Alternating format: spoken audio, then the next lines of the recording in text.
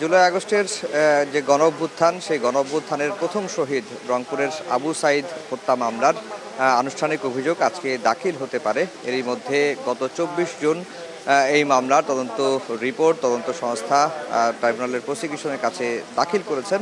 আমরা যতটুকু জানতে পেরেছি যেহেতু এখন পর্যন্ত তদন্ত রিপোর্ট বা আনুষ্ঠানিক অভিযোগ ট্রাইব্যুনালে জমা দেননি, বিভিন্ন সূত্র থেকে যেটা জানা যাচ্ছে যে এই মামলায় ৩০ জনের সম্পৃক্ততার প্রমাণ মিলেছে। তার মধ্যে কয়েকজনের নামও আমরা পেয়েছি।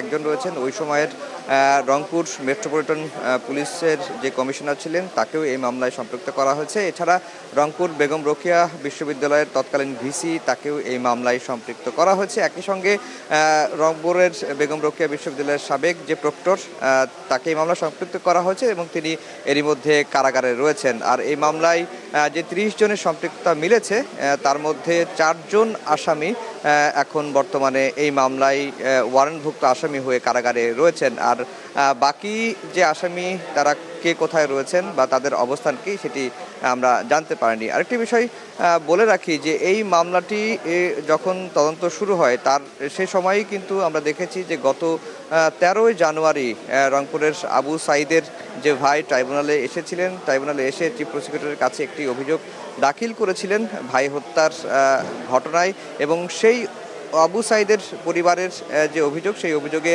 ২৫ জনকে আসামি করা হয়েছিল। প্রধান আসামি করা হয়েছিল সাবেক প্রধানমন্ত্রী শেখ হাসিনাকে। কিন্তু এই যে আজকে যে তদন্ত রিপোর্টটি শেষ হলো, বা তদন্ত শেষ হয়েছে এবং আনুষ্ঠানিক অভিযোগ জমা দেওয়া হবে, এবং সেই অভিযোগে শেখ হাসিনা আসামি রয়েছেন কিনা সেটি কিন্তু আমরা এখনও পর্যন্ত নিশ্চিত হতে পারিনি। আরেকটি বিষয় বলে রাখি যে এর আগে যখন কোনো মামলার তদন্ত রিপোর্ট বা তদন্ত শেষ হয়, তখন অনেকটা আনুষ্ঠানিকভাবেই ব্রিফিং করে ট্রাইব্যুনালের প্রসিকিউশন সেটি গণমাধ্যমকে জানান বা সারা দেশকে জানান। কিন্তু এই মামলায় ২৪শে জুন তদন্ত রিপোর্ট হাতে পেলেও তারা কিন্তু এখনও পর্যন্ত সেটি প্রকাশ করেনি।